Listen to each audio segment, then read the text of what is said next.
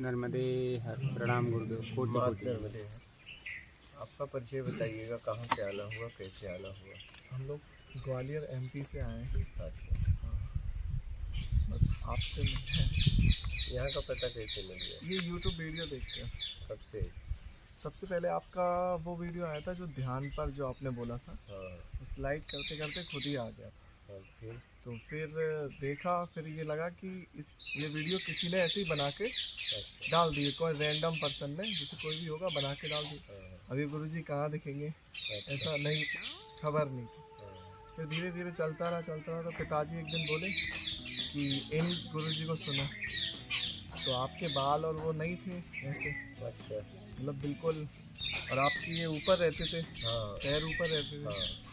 तो मैंने पहले देखा, मैंने कहा ये तो कोई पहलवान गुरुजी हैं। हाँ।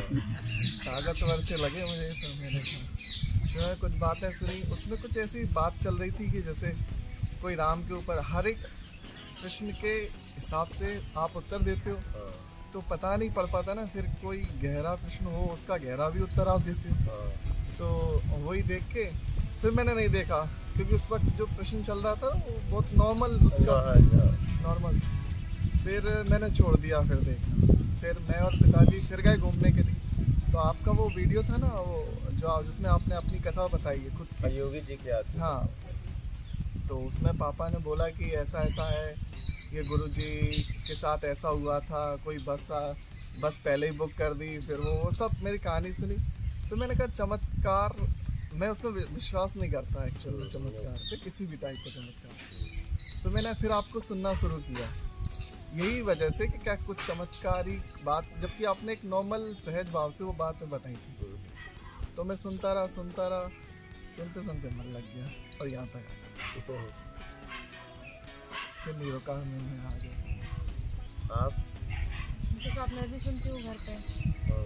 दिन भर आपको ही सुनते रहते हैं, और भी कई लोगों को सुनते हैं, पर आपकी बात ज़्यादा इजीली अंडरस्टैंड होती है। और बस बैठे और सोचा रिजर्वेशन उठाओ, चलो आ गए हम बस। फिर आपके वो सारे वीडियो भी देखे, वो जो कपड़े में थे ना आपके पहले। हाँ, वो भी देखी। मैंने पहले ये सोचा कि कपड़ा जो आपने जो पहना था पहले, तो मैंने सबसे पहले मेरे मन में ये आया था कि मतलब ज्ञान कहीं भी प्रकट हो जाता है, कभी भी प्रकट हो सकता है, कहीं भी प्रकट। आवरण से कोई मतलब? आवरण से कोई मतलब। आवरण से कोई मतलब? इतनी सुंदर बात बोली थी ना आपने। आपकी एक तो जैसे प्रकट होता है वो, एक तो खुला बोलता है, शेर की तरह धावता है। आपने जो ध्यान के ऊपर बात कही थी ना, मैंने बहुत ध्यान किया है वैसे। मैंने विपश्यना मेडिटेशन कई बार जाके भी आया हूँ, किया भी है, घर में भी बहुत लंबी सेटिंग करी है। जैसे सुबह 2 घंटे, फिर 8 बजे से, फिर दोपहर को, फिर शाम को, फिर रात को, ऐसे पूरा 8 घंटे का एक शेड्यूल बना लिया था मैंने 1 साल के लिए कि मैं ऐसे ध्यान करूँगा। तो मैं वही विपश्यना साधना करता था, शरीर को देखना यही सब। फिर 2017 के करीब ऐसा मुझे एहसास हुआ कि मतलब बात तो ये है, ये सामने वाली बात नहीं, मतलब शरीर वाली बात नहीं है, जो उसे जान रहा है बात उसकी हो रही है पूरी। तो फिर जानते जानते ये समझ आया कि इतनी जल्दी निकल के करूँगा क्या। थोड़ा और जानता हूँ शरीर को, और घुसता हूँ उसके अंदर, मतलब कुछ नई चीज़ देखने के चक्कर। फिर वही करने लगा अपना, नए सत्संग सुनने लगा, सभी को सुना, ओशो को सुना, एस.एन. गोयनका जी को सुना, और मतलब सबको, जितने भी संत थे, लेकिन कोई मिला नहीं था, सब निकल गए थे मेरे जब मैं था। तो आप दिखे तो मैंने कहा चलो मिल लेते हैं आपसे, बस इसीलिए आया हूँ। कब से सुन रहे हैं? ये फरवरी के बाद से।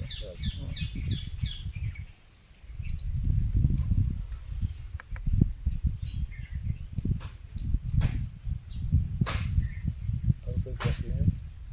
प्रश्न कुछ नहीं गुरुजी, हम लोग सुनते रहते हैं तो ऐसा लगता है सबके सवाल हमारे ही सवाल हैं, यही हमारे जवाब है, यही सारी मन में चलती रहती है। बस इतना है कि ध्यान साधना जो हम लोग करते थे, तो वो टफ तो होता है, देखना पड़ता है, झेलना भी पड़ता है, कभी कभी नहीं हो बनता, और आपने वो सुलझा दिया वो इशू कि उतना ध्यान में बैठ के सब कुछ करना वो काफ़ी नहीं है, या वही नहीं करना है एक्चुअली, क्योंकि ज़्यादातर लोग वही समझा रहे हैं। तो हमने विपश्यना भी की हुई है दोनों, मैंने तो थोड़ी ज़्यादा की है। मैंने तो एक बार जाके कैंप के घर में करते थे हम दोनों। तो जब से आपको सुन रहे हैं तब से बहुत सारी चीज़ें सॉल्व हो गई और ईजी हो गई हैं, और बहुत सारी चीज़ों के जवाब सहज मिल जाते हैं कि इतना उलझने की और इतना लोड लेने की ज़रूरत है नहीं। तो हमारे लिए तो वो चीज़ बहुत हल्की, बहुत लाइट हो गई, बहुत अच्छे से समझ भी आने लगी। और लाइफस्टाइल तो हम ऐसे जीते ही हैं दोनों जन घर पे भी, कि ना ज़्यादा कहीं जाना, ना ऐसा कुछ खाना, तो जल्दी आसान रहता है चीज़ों को समझना। तो हम अब दिन भर आपको सुनते रहते हैं।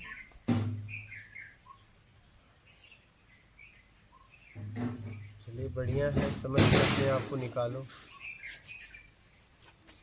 मूल है समझने के बाद अपने आचरण में उतार के उसमें जीना।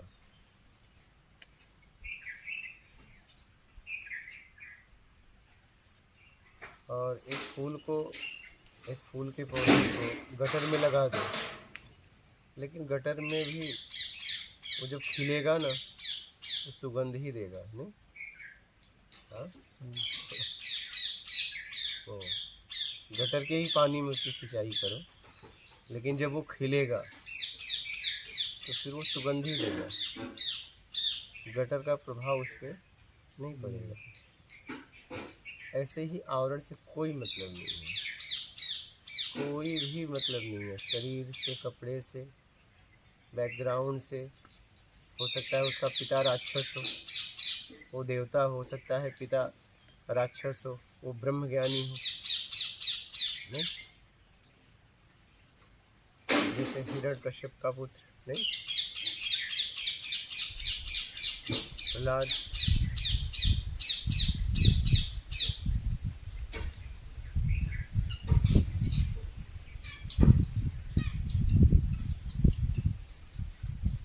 किसी को कहीं भी रख दो, वो जैसा है वैसा निकलेगा। क्या? जैसा है वैसा निखरेगा।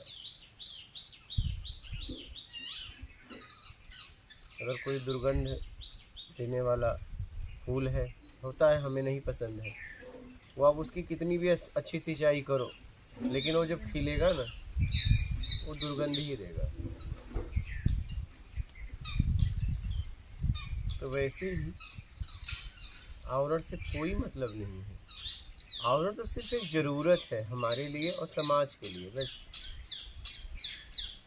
ये कपड़े, ये जितने भी हैं, शरीर की बनावट, ये सिर्फ ज़रूरत के उपयोग के लिए हैं, और हम ज़्यादातर इसमें फंस गए हैं, उलझ गए हैं।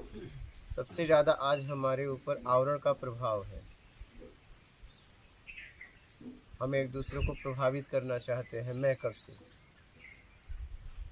आकर्षित करना चाहते हैं, कोई गाड़ी से, कोई मोबाइल से, कोई कपड़ों से, कोई मेकअप से। लेकिन हमें तो पता है मैं क्या हूँ।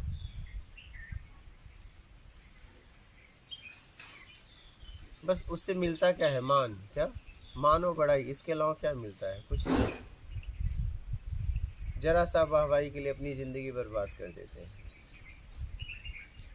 झूठा ज़िंदगी जीते रहते हैं, ज़िंदगी भर मेकअप में।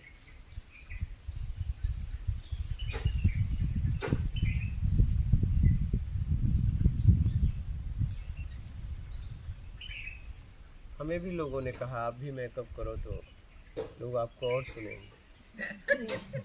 हाँ, अरे हाँ, हमें भी लोगों ने मेकअप कराना चाहा। हाँ, उनकी बड़ी इच्छा थी, बोले आप बस मेकअप कर लीजिए, फिर देखिए भीड़। बोला फिर क्या होगा? भीड़ आएगी, फिर क्या होगा?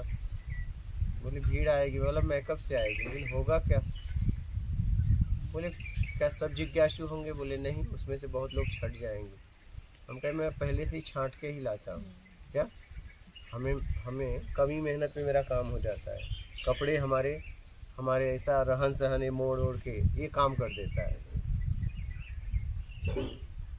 हाँ, कौन भीड़ जमा करके फिर सफाई करो? ये कपड़े, अपना पहनावा, अपना उठना बैठना इनको साफ कर देता है। नहीं तो फिर क्या है, मेकअप करो भीड़ आएगी नहीं, लेकिन रहेगी वही जिज्ञासु। फिर भीड़ को भी संभालो, इससे अच्छा कुछ ऐसा करो भीड़ ही ना आए, जिज्ञासु आए। ऐसा अपना रहन सहन ढंग रखो कि तुम्हारे पास जिज्ञासु आए। एक संत जी थे, उनका शिष्य था, शिष्य का एकदम गुरु के प्रति समर्पण था। तो गुरु ने कहा कि देख तू एक काम कर, जा अब तू शध, ठीक है, मेरे से दूर कुटिया बना मेन रास्ते पे, और मेरे से मिलने कोई भी आता है तो मुझे खूब गालियाँ देना, जितनी तू दे सकता है मुझे गालियाँ देना। करने लगा ऐसे। शिष्य था, उसने प्रश्न नहीं खड़ा किया, वो चला गया। कोई भी उस रास्ते से जरा सा पता पूछे, अरे बोले तू कहाँ जा रहा है, अनेक तरह की गालियां गुरु को देने लगा। कुछ लोग वापस चले जाते थे, कुछ लोग उसको पार कर जाते थे। कोई समझदार बुद्धिमान व्यक्ति आया, उसने कहा कि आप में इतनी योग्यता है, इतनी सामर्थ्य है, उस परम सत्ता तक आप हो, आपकी पहुंच है, आप उपलब्ध हो गए हो, और आपको वो व्यक्ति गाली देता है। तब उन्होंने बताया तो मेरा ही शिष्य है, और गाली के लिए मैं इसलिए रखा हूँ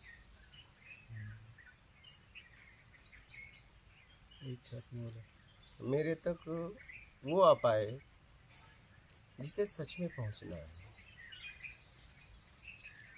जो मेरे बारे में सुन के आए हैं, ऐसे ही कुछ चाहिए में आए हैं, लालच में आए हैं, वो वहीं से चले गए।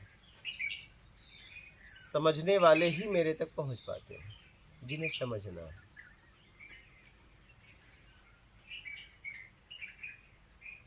तो हमें भी लोगों ने बहुत मेकअप करना चाहिए,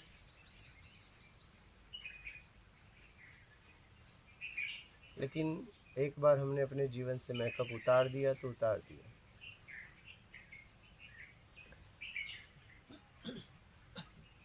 और लोगों का हर जगह बोलना, 80% से ज़्यादा लोग यही बोलते थे कि मेकअप कर लो और भीड़ आएगी। मैं भी सोच में पड़ गया था, क्या सच में मुझे भी मेकअप करना पड़ेगा? अब तो एक बार मैंने मेकअप उतारा और मैं अपने आप को देख पाया, क्या सच में फिर मुझे मेकअप चढ़ाना पड़ेगा? बहुत विचार करने लगा कि क्या करूं, समाज को, इस प्रत्यक्ष ज्ञान को।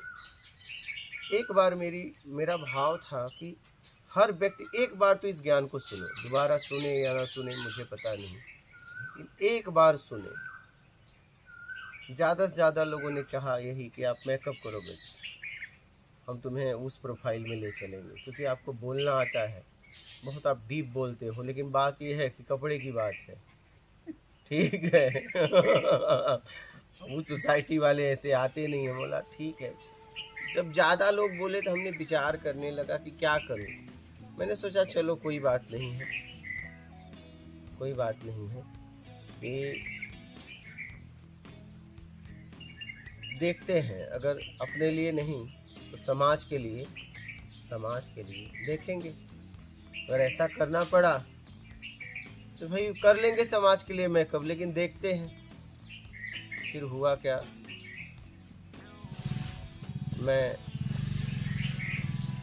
यहाँ पे कसरावत के पास बलगांव है, वहीं विचार आया था। तो मुझे एक आदमी ही अदलपुरा में छोड़ने आया था, वो बैठे थे, सब चटाई डाल के बैठे थे। तो मैं वही चल ही रहा था मेरे अंदर, क्या करें, कैसे समाज को ज्ञान पहुंचाएं। लोग समझ नहीं पा रहे हैं, पता नहीं कपड़े क्यों देख रहे हैं मेरे, मूल ज्ञान की ज़रूरत है, वो क्यों पहनावा देख रहे हैं मेरा, क्या ज़रूरत है। फिर इसके बाद ऐसे सोचता रहा। मतलब कहीं न कहीं हुआ कि चलो मेकअप कर ही लेंगे लोगों के लिए, ठीक है। क्या करें, सबकी सब ज़्यादा से ज़्यादा यही बोल रहे हैं, ठीक है देखते हैं। फिर क्या हुआ, मैं ऐसी कुर्सी पे बैठा था, एक परिक्रमावासी आया, वहाँ के और बाबा बैठे थे, लोग बैठे थे, उनसे बात किया कि किनारे से रास्ता है क्या। उन लोगों ने बोला कि किनारे से नहीं है, आप रोड से जाओगे। बोले मुझे किनारे से जाना है। तो मेरा भाव ऐसा हुआ कि मुझे लगा एक कोई जिज्ञासु है, तो मेरे अंदर से भाव उठा, इससे पूछो भैया आप क्यों जाना चाहते हो। लेकिन हमने पूछा नहीं, हम कहे छोड़ो जाने दो, अपने से क्या मतलब। वो गया अंदर बैठा और कुछ देर के बाद आया और सीधा मेरा पाँव छुआ। तब उसने कहा कि मैंने पूछा, प्रणाम किया, फिर मैंने पूछा कि आप मेरा पाँव क्यों छुए, क्योंकि मेरा पाँव छूते तो आप पहले पूछूते, तो मेरा पाँव आपने क्यों छुआ। बोला मैं जब बैठा ध्यान में गया तो मुझसे किसी ने कहा कि तू वहाँ जा और तेरे प्रश्नों के जवाब मिलेंगे। तो फिर क्या हुआ कि मैं बोला किस लिए चले हो। उसने कहा कि आत्म साक्षात्कार के लिए। बोला कौन किसका आत्म साक्षात्कार करेगा, शरीर हो तुम। कौन किसका आत्म साक्षात्कार करना चाहता है, आत्म साक्षात्कार करने वाला है कौन और किसका करना चाहता है। फिर मेरी उससे और तरह से बात हुई, फिर मैंने उसे मार्ग बताया जितना मेरी समझ थी। फिर इसके बाद मैंने पूछा क्या करते हो, तो बोला मैं पूना में रहता हूँ, इंजीनियर हूँ, मैं खोज में निकला हूँ। मेरी बात वगैरह हो गई और मुझे जवाब मिल गया, मेरे द्वारा उसको मिल गया और उसके द्वारा मुझे मिल गया कि मेरे पास वही लोग आएंगे जिन्हें वो भेजेगा और मेरा काम है उसे मार्ग बताते रहना, और जितने दिन के लिए उसको भेजना है उतने दिन ही वो रहेगा। इसलिए जाने वाले को मैं रोकता नहीं कभी भी। जब कोई कहता है जाओ तो बोला ठीक है देख लो आपकी मर्जी। तो मुझे लगा कि नहीं, मुझे मेकअप की ज़रूरत नहीं है। फिर भी ग्लो तो मारते हो गुरुजी। हाँ चमक तो है। नहीं तो मैं कपड़ों की बात कर रहा हूँ, मैं तो नहीं करना पड़ा मेकअप, क्योंकि एक बार मेकअप करना पड़ता, मैं मतलब फैसला आ ही जाता। अगर वो जवाब नहीं भेजता तो कहीं न कहीं इस ज्ञान को पहुंचाने के लिए मुझे कुछ करना पड़ता। लेकिन बड़ा उसने आसान कर दिया कि तुझे मेकअप करने की जरूरत, तू जैसे जी रहा वैसे जी, हम भेज देंगे, हम भेज देंगे, तू अपना काम कर बस। मैं पूरी तरह स्वतंत्र हो गया।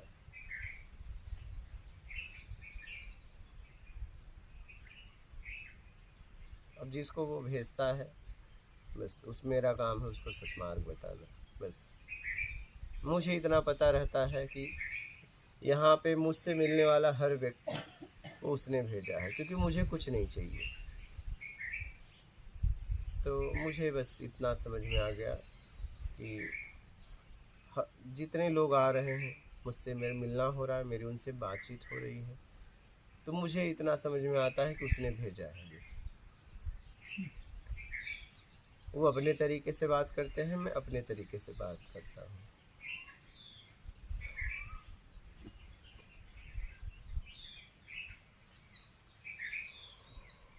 वो जैसे समझते हैं वैसे मैं समझाता हूँ।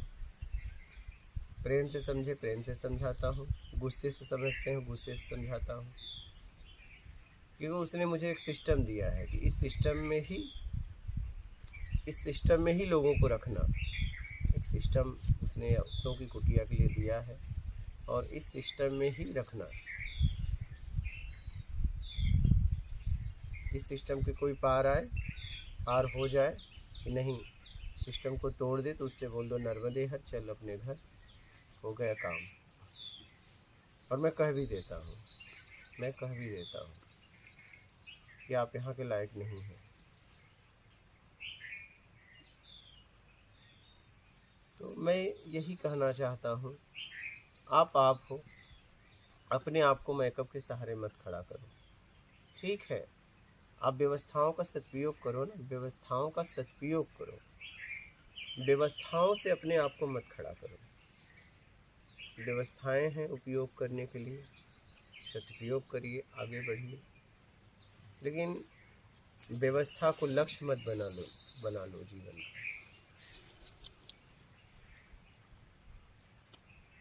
उसके सहारे अपने आप को मत खड़ा करो कभी भी।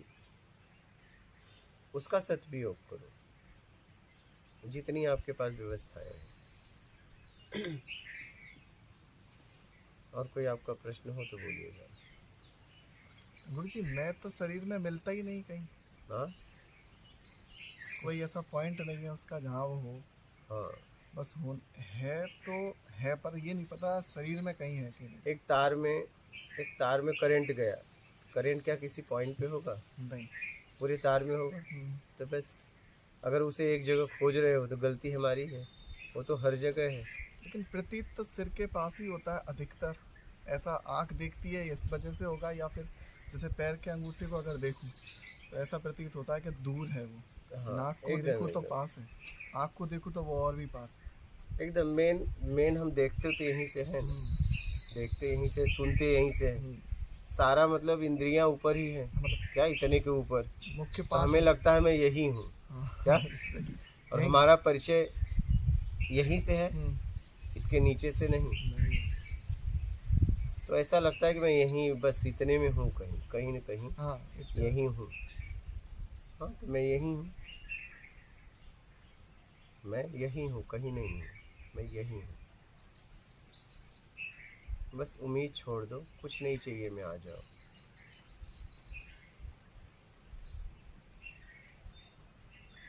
एक चीज़ और भी गुरुजी जैसे आप बता रहे हैं, जैसे रहना चाहिए सिंपल सादा, तो सोसाइटी में रह के जब इस तरीके की कोशिश करते हैं तो दिक्कतें बहुत आती हैं, जबकि हम दूसरे को नहीं, सिर्फ खुद को ही बदल रहे हैं। हाँ, तो हमने एक रहन सहन का तरीका बना लिया है, हम वैसे रह रहे हैं, वैसे चल रहे हैं, उसके बाद भी लोगों को उससे दिक्कत है या फिर वो परेशानी हम तक आती है तो दुख बहुत होता है। नहीं होना चाहिए। तो फिर उससे कैसे पार पाई जाए? आप जिनके साथ रह रही हैं उनको तो दिक्कत नहीं है ना, नहीं भूख रही है। और आपको लग रहा है कि ये लोग मेरी वजह से दिक्कत में नहीं हैं, तो फिर आप उनके साथ क्यों बह रही हैं? हाँ, आप उनके साथ क्यों बह रही हैं? पर जो लोग इस चीज़ को नहीं अपना रहे हैं वो इतना विरोध क्यों करते हैं इस चीज़ का? कोई बात नहीं, उन्हें करने दो, उनका काम है विरोध करना, उनका काम है विरोध करना, आपका काम है अपना कल्याण करना। विरोध ने तो प्रहलाद के लिए पिता ने कर दिया था, तो उन्होंने उसका जवाब दिया ना। हिरण्यकश्यप ने अपना काम किया, प्रहलाद ने अपना काम किया। तो आप अपना काम करो, और जब आपके विरोधी रहेंगे तब आपकी ताकत का पता चलेगा आपको। विरोध करने पे फिर वो चीज़ और मुखर होके आती है। हाँ, कि आपकी स्थिरता क्या है, हाँ। आप उस मार्ग में हैं या नहीं। नहीं रहेंगी तो आप उनके साथ बह जाएंगी, उनके साथ बह जाएंगे। ये तो सौभाग्य होता है जिनको ऐसे मतलब लोग मिले जो टॉर्चर करें या फिर कुछ करें, ताकि वो निकल के आए, स्थिति का पता चलता है। स्थिति का पता चलता है। कहा गया है भक्तों को इस तरीके से रहना चाहिए जैसे दांत के पीछे जीव है।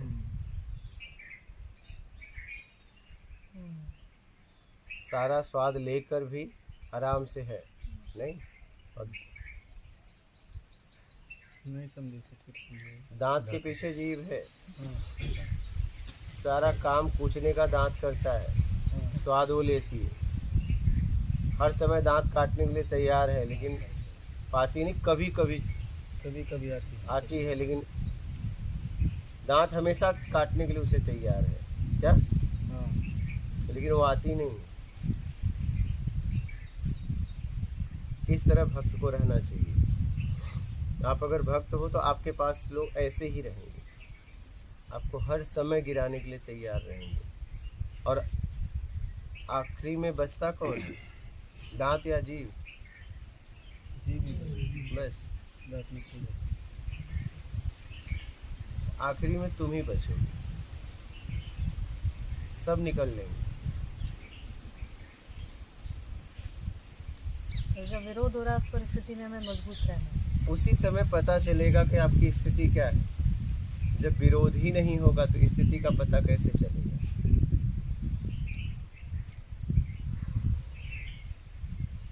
जैसे लंका में विभीषण, हाँ, वही आपकी स्थिति का पता तभी चलेगा जब आपका कोई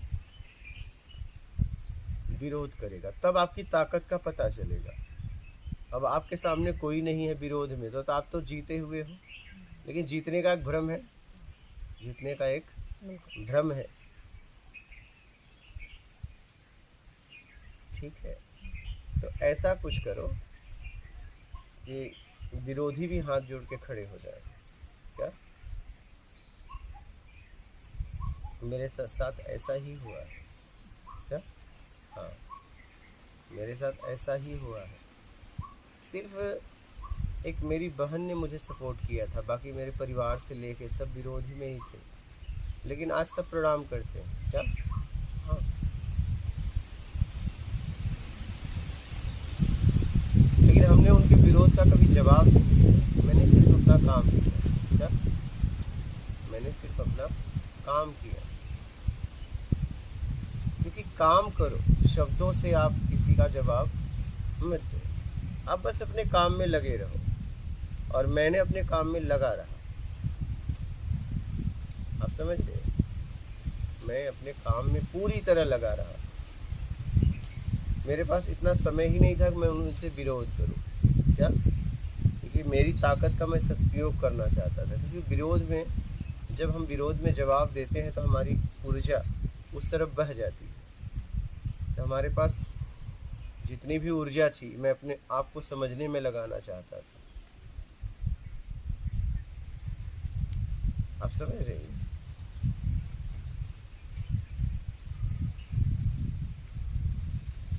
तो विरोध होगा और आप पीछे मत हटिए, और उनके साथ भिड़िए भी मत। बस अपना काम करिए, अपना काम करिए और लगे रहिए पूरी तरह।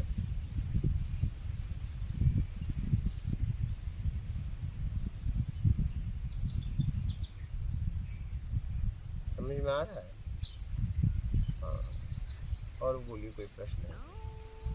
प्रश्न नहीं गुरु जी, एक जिज्ञासा के बस पूछ रहा हूँ आपसे कि भगत और ज्ञानी, हाँ, ये दो डेफिनेशन कर दी अलग अलग। एक्चुअल में भगत भी तो ज्ञानी है, क्योंकि अगर उसे ज्ञान नहीं होता तो वो एक मूर्ति को सबसे पहले वही चुनता है। कृष्ण जी नहीं बोलते या शिव जी नहीं बोलते मुझे चुन, वो खुद डिसाइड करता है। वो खुद को भूलकर दूसरे में भक्ति करता है, और अंततः वो खुद को ही पाता होगा। अब देखना ये है कि उसने चुनाव क्यों किया, कुछ पाने के लिए कि कुछ खोने के लिए। बात ये है, अगर चुनाव कुछ पाने के लिए किया है तो पतन हो जाएगा, और अपने आप को मिटाने के लिए किया है उपलब्धि हो जाएगी। बस इतनी सी बात है। चुनाव किस भाव से किया ये देखना। वो इष्ट के पास गया किस लिए, इष्ट की जरूरत उसके जीवन में क्यों पड़ी, चुनाव इस समय उसका भाव क्या था, इसलिए उसने चुना। चुनाव तो राक्षसों ने भी किया, पाया क्या? क्या मिला उनको? उनका पतन हुआ, क्योंकि उन्होंने अपने ताकत को बढ़ाने के लिए चुनाव किया। आखिरी परिणाम क्या हुआ? आखिरी परिणाम क्या हुआ? पतन। तो आप चुनाव किस भाव से करते हो, ये मायने। समझ गए?